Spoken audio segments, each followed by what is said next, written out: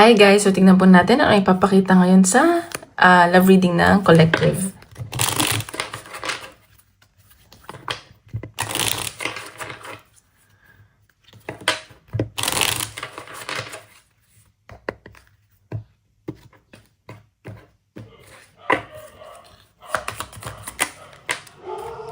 Okay, trust.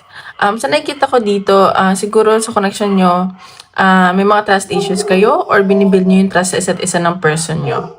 Ayan. So, kailangan nyo pagkatiwalain isa't isa. Kasi, bakit ka papasok sa isang relasyon kung wala ka naman tiwala? Pero, feeling ko, inaano nyo yun, ina-earn nyo yung trust sa isa't isa. At yun yung kailangan nyo gawin. Ayan. So, ayun may new beginning na paparating. Baka yung past ninyo hindi maganda. So, may transformation ako nakikita sa inyo individually and sa connection nyo. And sa nakikita ko, adventure. Meron ditong magta-travel, magkikita kayo, or meron isa dito, magkakaroon kayo ng long distance. And may kailangan palayain, patawarin, ganyan. And nakikita ko marami kayong natutunan sa isa't isa. Tingnan ba natin? Love reading ng collective.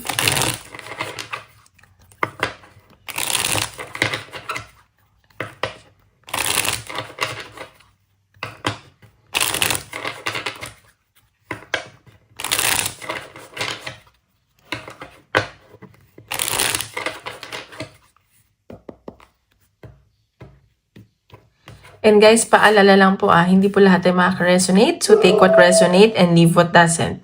And kung gusto niyo po private reading, message lang ako sa Facebook or Instagram. Nasa description box below. And don't forget to hit like and subscribe para po updated kayo sa videos na i-upload ko. Okay? Okay. Nakikita ko, mahal niyo na may isa't isa ng person mo. And maayos yung communication nyo. May nakita kasi ako ditong travel, siguro pagdating sa'yo. At nababaitan sa'yo yung person mo. Very charming ka. And magiging okay yung kaperahan mo. May business ka siguro or self-employed. Magiging maayos yung kaperahan mo. Ayun. So, nagkikreate talaga kayo ng foundation ng person mo. Maayos yung communication at pag-travel. Ayan Ayan. So, ayun mahal nyo naman isa't isa. Meron dito siguro, yung person mo mas bata sa'yo. And nakikita ko, meron siyang, alam mo yung, babae sa buhay niya, siguro, mother niya, kapatid niya, parang pinagtutuunan niya napansin. At busy din sa work. And sa nakikita ko, yung person mo din medyo may pagka-sensitive ngayon. Ayun. Tingnan pa natin. Ano ba yung aso? Aso ng kapitbahay. So, tingnan pa natin. Ano pang papakita sa connection nyo?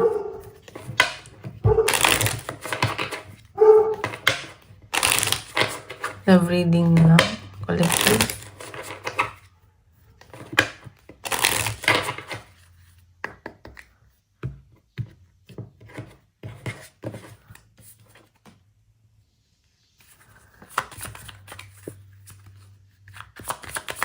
Parang sense ko, parang binibuild niyo yung foundation ng connection ng person mo. Okay. Love reading ng collective.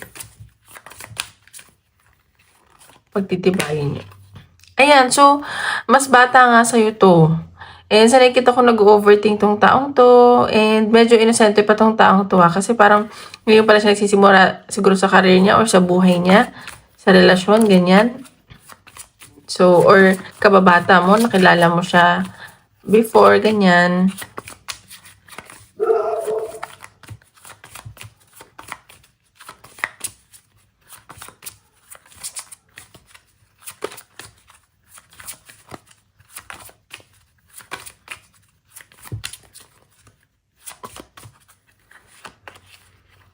Ayan. So, sa nakikita ko, medyo hindi na, alam mo yung gusto niya pero medyo nag-aalangan siya kasi parang ina-anxiety siya, trigger warning. And sa nakikita, excited naman siya, nakakasama ka, nakakausap ka, ganyan. Pero sa nakikita ko kasi nga may pag-travel dito akong nakikita. So, baka dun siya nag-aalangan, ganyan. And medyo busy tong taong to, no? Laging pagod. Ayan. Parang siya, parang hindi siya mapakali. Parang pabago-bago isip. Pero nandun yung feelings, Hindi naman natin pwedeng questionin yun. Yan pa natin. Love reading ng collective. Ayan, no? So, baka nagtatrabaho to sa, ano ba to? Like yung public, yung, kasi nakikita ko dito, parang medyo sikat tong taong to. I mean, not like celebrity, pero sa trabaho niya, sa ginagawa niya, ganyan. And sa nakikita ko, hindi din okay yung family niya.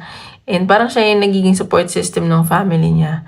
Ayan, so, parang lagi itong nasa labas. Ang daming ginagawa. Busy nga itong taong to. Ayan, no?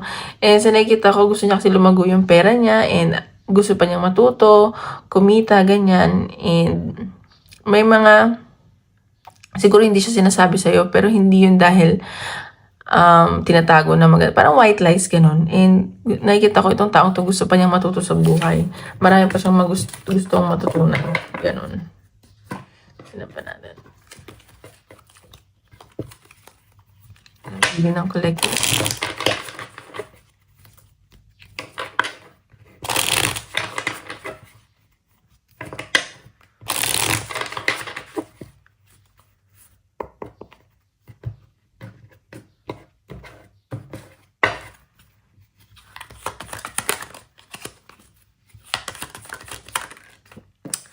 Okay, evidence. So, nakikita ko medyo, parang stalker type. Hindi naman stalker, parang siguro may inaalam tong person mo. Ayan, so may iniimbestigahan siya. Like, parang may gusto siyang malaman.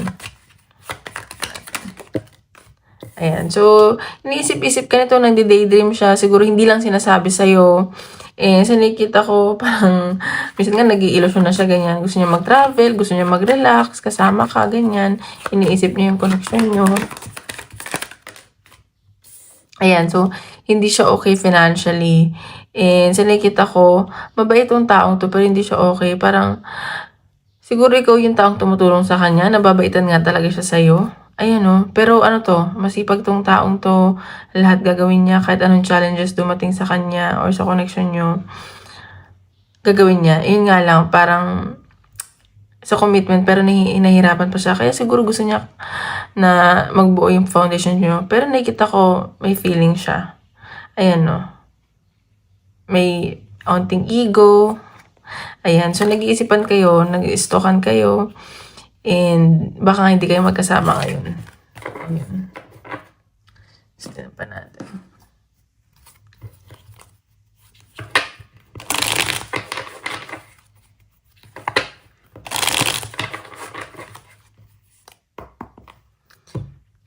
Ayan, papakita sa condition niya.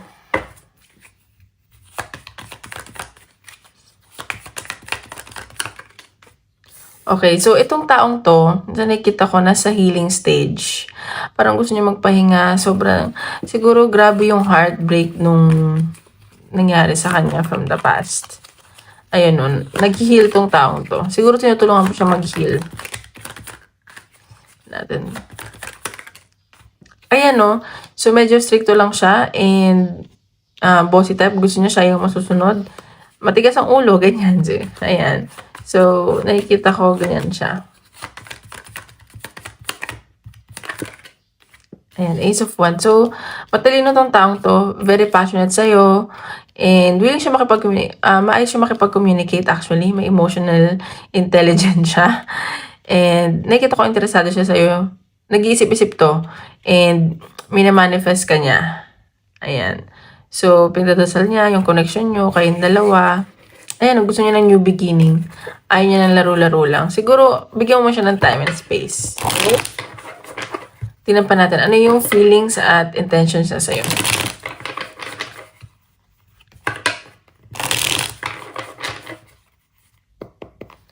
Feelings ng taong nasa isip mo.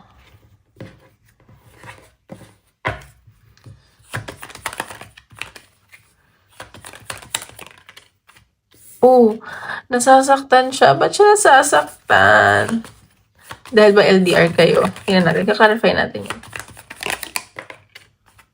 Okay. Nasasaktan siya kasi hindi siguro siya makapag-provide sa'yo ngayon. And sa nakita ko, nag-focus sa finances niya. Mabagal tong taong to dahil nga, hindi siya financially okay. Feelings. Pero gusto niyang i-pursue ka. ayan o, ayaw niya magsisi, nanghihinayang siya dahil siguro hindi siya financially capable and stable. Ganun. Tingnan pa natin. Masakyan siya. Okay. Ayan, so, gusto niya makapag-communicate, gusto niya maging maayos yung kayong dalawa, nag-iisip-isip, and maraming tumatakbo sa isip nito. And nakikita ko nagbabackride siya, nag-i-stalk. Busy din siya sa trabaho eh. Ayan. See? Gusto niya mag-offer sa'yo at baka mag-offer to sa'yo. And sa nakikita ko, mahal ka niya. Siguro take it slow guys. And gusto niya ng new beginning. And nakikita ko, okay naman yung intention niya.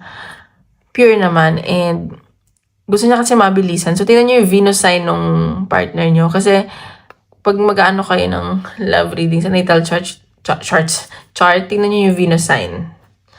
Ayun o, mahal niyo isa't isa. Gusto niya ng stability. Gusto niya maging maayos kayo. Maging okay kayo. Ganyan. Parang nalulungkot lang siya. Ano ba, magkakalayo ba kayo? Or magkalayo ba kayo? Nakita ko nasa sad to at nasasaktan. Yan pa natin. Ano dapat mo malaman sa person mo? Ay, ano nangyari sa paper ko? Ang basa. Ano dapat mo malaman sa person mo?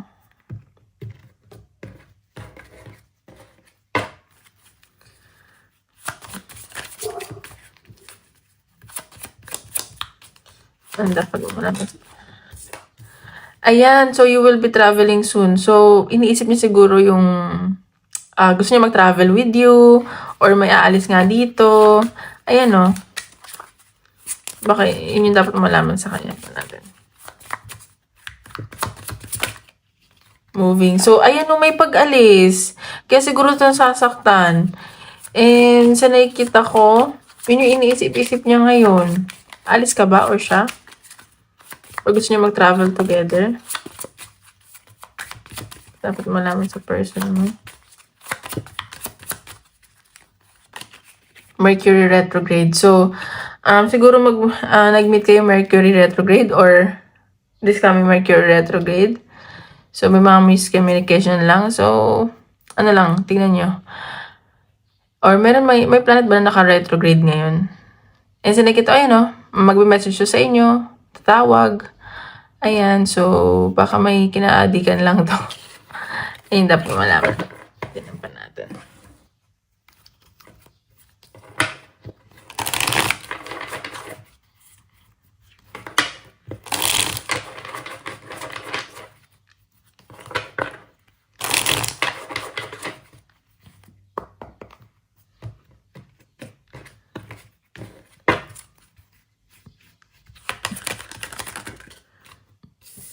Marriage. So, bakit na yung makatuluyan mo? Baka ikasal kayo in the future? Or yun yung gusto niya mangyari? Makasama ka na. Ikaw na yung makasama niya. And sa nakikita ko, hindi pa niya ito sinasabi sa'yo. Hindi niya sinasabi ito totoong intention. Hindi siya negative Parang hindi pa niya pinapakita yung talagang siya. Pa natin.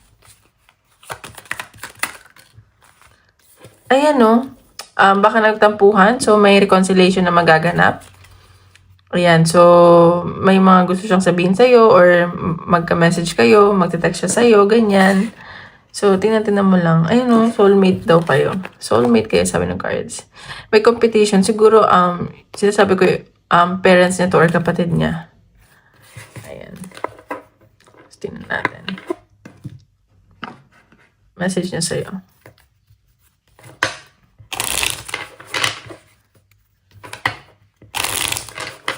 Possible na gusto niya sabihin sa'yo.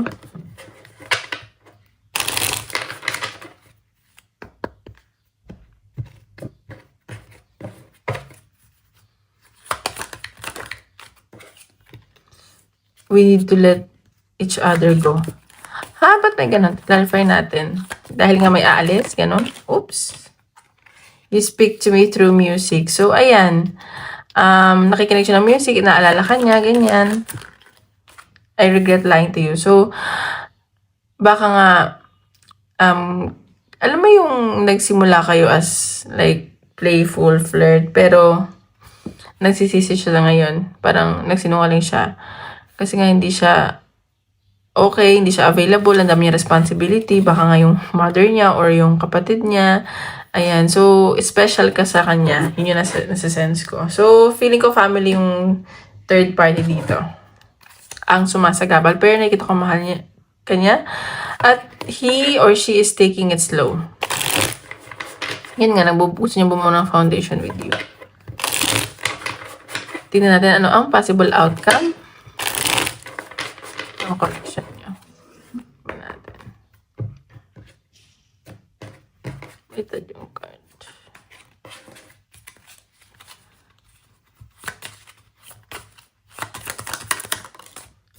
Eight of Cups. So, may lalayo talaga.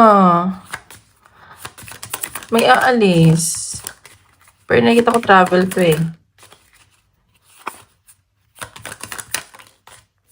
Three of Swords. Oh my God. May nasasaktan at masasaktan. Tingnan pa natin. Ayan no, King of Pentacles. Nakikita ko, gusto talaga niya ng security and stability with you. Mabaga lang siya. Siya itong nasasaktan. At mag-iintay itong taong to. Sa nakikita ko. So, nasasaktan siya. Nalalayo ka or siya. Ganon. May pag-travel kasi. Ten of Pentacles. See? And nakikita niya, gusto ka niya makasama. Gusto niya ng higher commitment with you. Ikaw yung gusto niya makasama habang buhay. Pang long-term commitment ka daw. Ganon. Oh, oh my gosh. Ayan o, kasal. So, mag-aantay ito. So, ayun lang. Para sa akin, maging patient lang kayo sa isa't isa. Kung magiging LDR kayo, kailangan talaga ng strong foundation dyan. Matay yung ilaw. And, ayun o, simula pa lang kasi ito. Feeling ko nagsisimula pa lang kayo. And sa nakikita ko, ang relasyon naman, hindi naman yan perfect. Hindi pa laging masaya. May mga challenges. So, nasa sa inyo yun. Kung willing yung, lagpasan yung mga yun. Okay? Message ni Universe. Oops.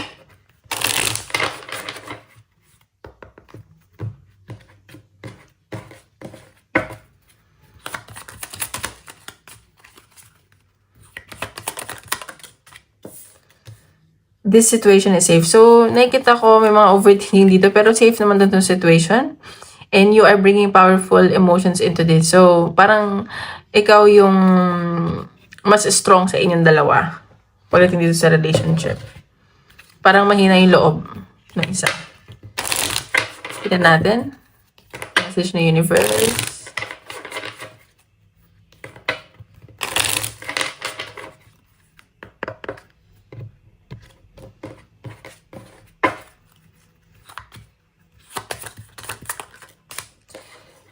It is an opportunity to develop resilience. So, kailangan nyo maging resilient sa situation nyo or sa buhay nyo. And it's not the right fit for you at this time. So, huwag nyo lang madaliin yung mga bagay-bagay. Yun yung nasa sense kong advice, message. Okay? So, tingnan natin. Advice from the universe.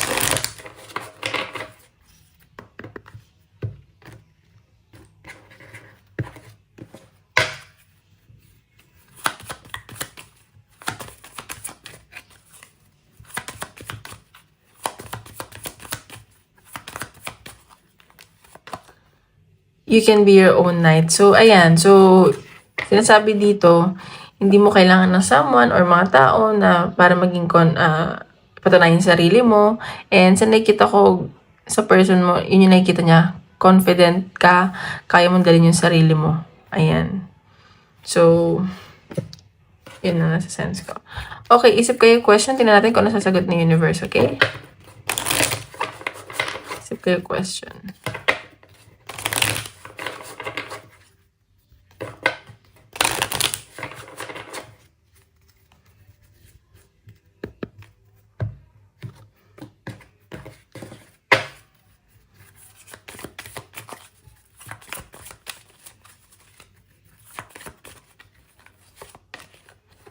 trust. See, kailangan nyo lang magtiwala at pagkatiwalaan ang isa't isa or ano man yung tinatanong nyo. Okay?